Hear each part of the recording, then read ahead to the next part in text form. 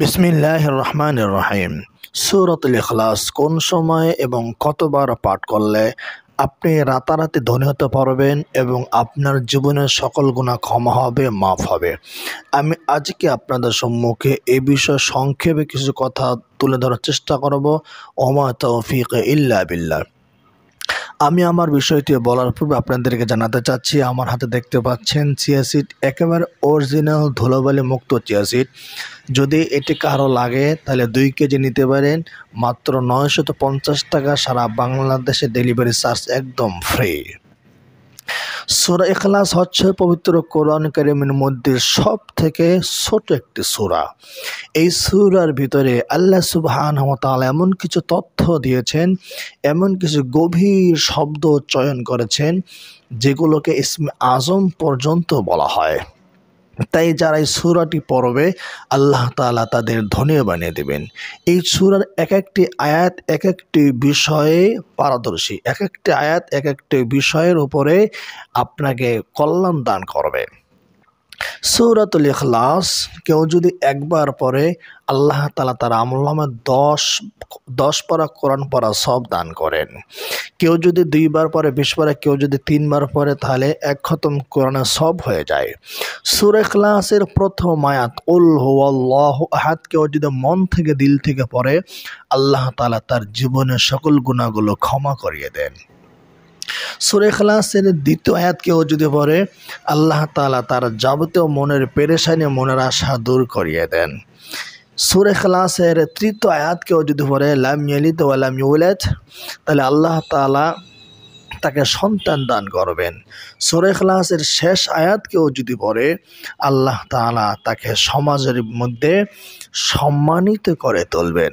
আল্লাহু আকবার কাবীরা। তো আসুন আমরা জেনে নেই এই সূরাটি কখন এবং কতবার পড়লে আপনি ধনী হতে পারবেন এই বিষয়টি। এর উপর অন্য বিষয়ে আলোচনা করব। তাফসিরে কুরতুবিতে এসেছে একজন সাহাবী হযরত সাহল ইবনে সাদ আস-সাঈদী রাদিয়াল্লাহু তাআলা আনহু বর্ণনা করেছেন, নবী করিম সাল্লাল্লাহু আলাইহি সাল্লামের কাছে একজন সাহাবী এসে বললেন, ইয়া রাসূলুল্লাহ, আমি গরীব অসহায়।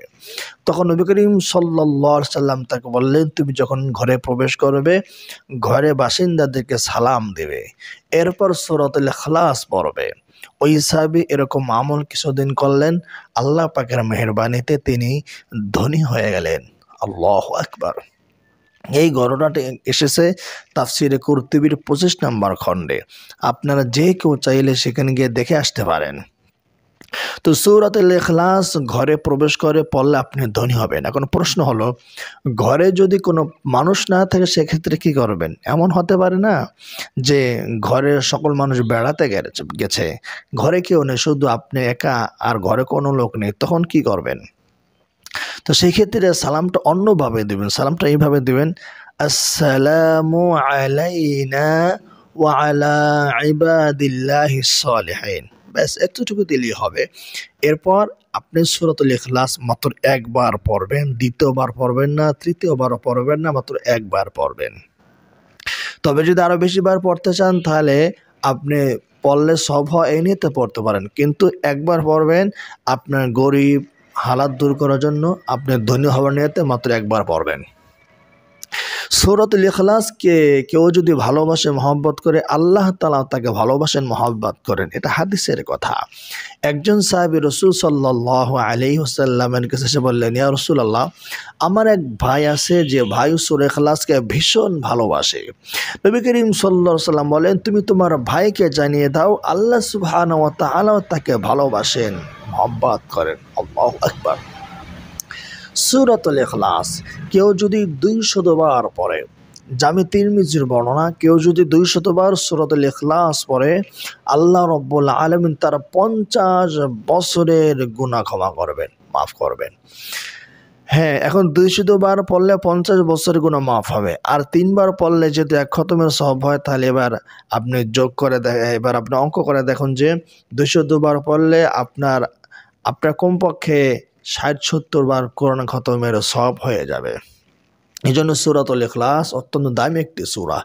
এই সূরা কেউ যদি 10 বার পড়ে আল্লাহ সুবহানাহু ওয়া তাআলা তার জন্য জান্নাতে একটা বিশাল আলিশান বাড়ির মালিক বানিয়ে দেবেন। সুবহানাল্লাহ। দুনিয়াতে আমরা ঘরবাড়ি করি, কত পরিশ্রম করতে হয়, কত কষ্ট স্বীকার করতে হয়, কিন্তু কেউ যদি সূরাতুল ইখলাস 10 বার পড়ে মন দিল দিয়ে, আল্লাহ তাআলা তার জন্য জান্নাতে একটি ঘর নির্মাণ করবেন। সুবহানাল্লাহ। এই জন্য বন্ধুগণ, আসুন আমরা সূরাটির আমল করে সূরাটির আমল আমরা জারি করিয়ে দেই। এই সূরাতুল ইখলাসের প্রথম আয়াত পড়লে আল্লাহ তাআলা আপনার গুনাহ ক্ষমা করবেন, কারণ সূরা প্রথম আয়াতের ভিতরে কালিমা তাওহীদ এসেছে। কুল হুয়াল্লাহু আহাদ। হে নবী, আপনি বলে দেন, জানিয়ে দেন আল্লাহ তাআলা একক, মানে আল্লাহ তাআলা একাত্মবাদের আপনি স্বীকৃতি দিলেন। আর যখন কোনো বান্দা আল্লাহ পাকের একাত্মবাদের স্বীকৃতি দেয়, আল্লাহ তাআলা এই ব্যক্তির গুনাহ মাফ করিয়ে দেয়। যেমন আমরা পড়ি না যে লা ইলাহা ইল্লাল্লাহ, এই জিকির যে করবে আল্লাহ তাআলা তার গুনাহ ক্ষমা করবেন। তো এই লা ইলাহা ইল্লাল্লাহর মধ্যে যা আছে, কুল হুয়াল্লাহু আহাদ, এর মধ্যে তাই আছে। এরপর দ্বিতীয় আয়াত হচ্ছে আল্লাহুস সামাদ, আল্লাহ তাআলা বেনিয়াস, আল্লাহ তাআলা কারো প্রতি মুখাপেক্ষী নন। এই সূরা যারা পড়বে আল্লাহ তাআলা তাদেরকে ধনী বানিয়ে দেবে। এই আয়াত যারা পড়বে আল্লাহ তাআলা তাদেরকে সচ্ছল করে দেবেন। কেন? এই আয়াতের ভিতরে আস-সামাদ একটি শব্দ আছে, যেটাকে ইসমে আযম বলা হয়। আল্লাহুস সামাদ, কেউ যদি আল্লাহুস সামাদ পড়ে, সে যেটা নিয়ত করে পড়বে আল্লাহ তাআলা তারা সে মনে নিয়ত কবুল করবেন, মঞ্জুর করবেন ইনশাআল্লাহ।